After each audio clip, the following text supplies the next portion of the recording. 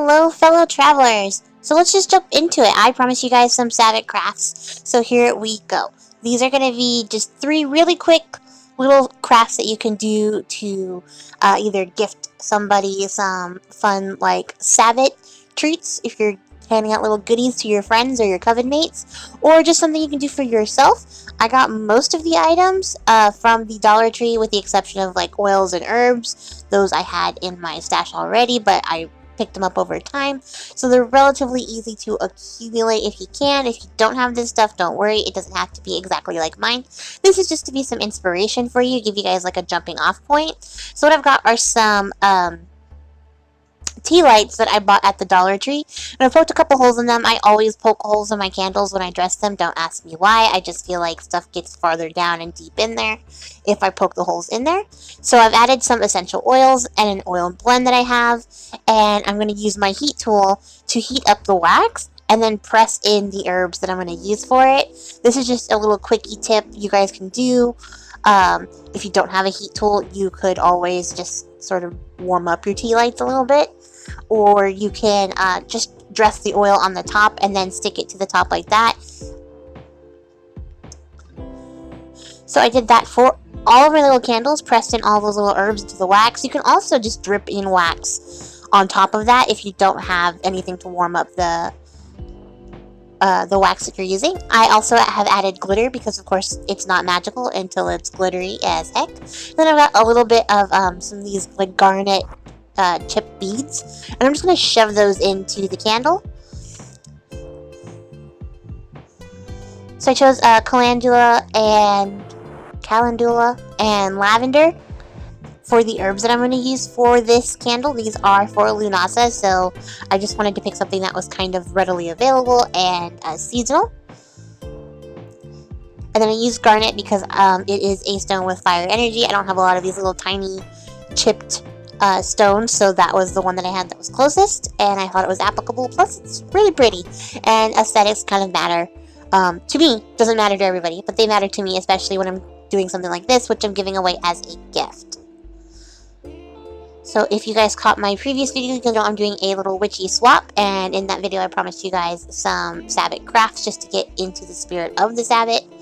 And that is how the candle came out, and I thought it was a really fun thing to share with you guys. So for our next one, we're just going to make a little candle holder to put those tea lights in. I got this at the Dollar Tree, and that was a find, as well as this little tiny jar of seashells. And if this is going to be super basic, I'm just going to show you guys here that the candle totally fits. So those are Dollar Tree tea lights fitting into the Dollar Tree candle holder, which I'm pretty excited about. I have this key, which I fumbled, that I had in my stash. It's a Tim Holtz key. And then I just have some of that jute twine that I'm going to tie around the edge to secure that key to it.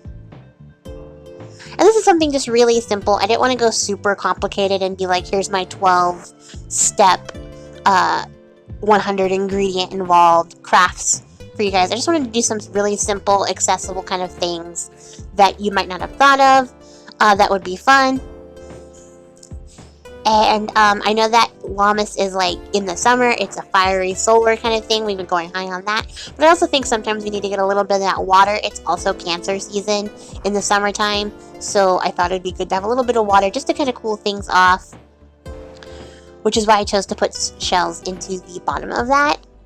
Plus, I think they'll have that really great balance between water and fire since it is a candle holder.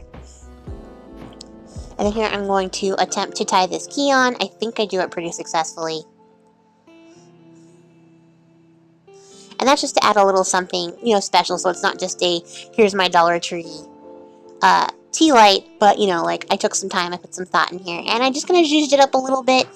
The seashells are really the centerpiece and selling point. But I think this is a fun little touch that just gives it that little something extra. And of course, you want to make sure your bow looks pretty. So, you know, all the strings in the right direction. And then I'm just going to trip off the excess and not chop your finger off. That's important. And that's it.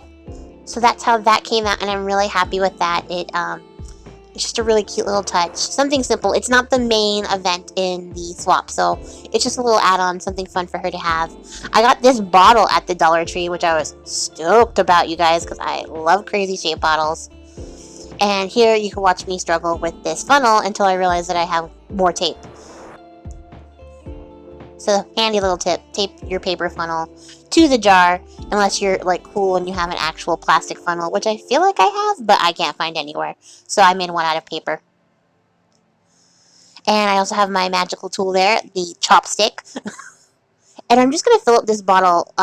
My intention here is to make like a bottle for protection using some herbs that are seasonal or relative to the Sabbat, plus some stuff that I had that I just thought was pretty. So you can get a smaller bottle if you want. I have a ton of these herbs in particular, so I was kind of happy to use them up in the larger bottle like this.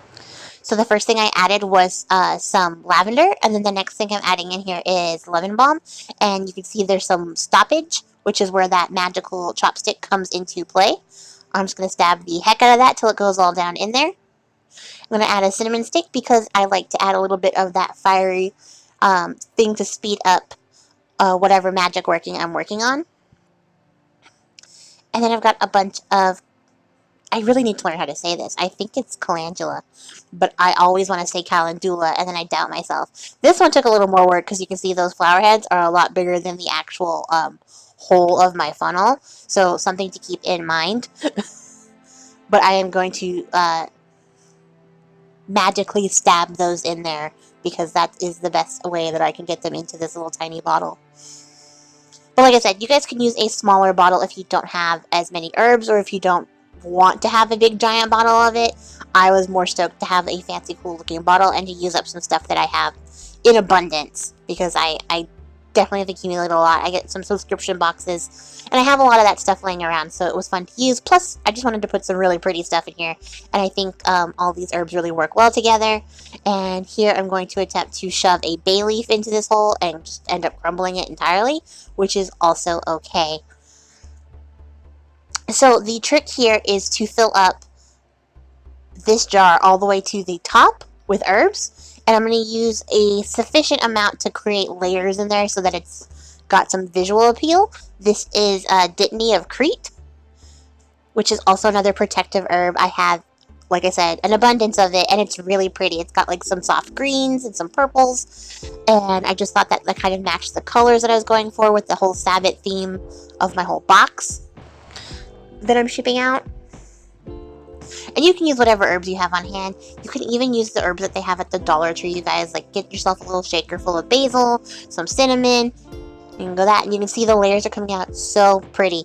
And that's really kind of the thing. I wanted to give a gift that was witchy and practical, but also just pretty to look at. So even if she never uses it, which I hope she does, I really hope she does, but even if she never uses it, she'll have something that's nice to look at, and you don't have to actually use it. But if you're wondering how you would use this, what I do when I fill up bottles like these, just to the top with herbs like this, is I use them to dress candles, anoint statues, doorways, things like that.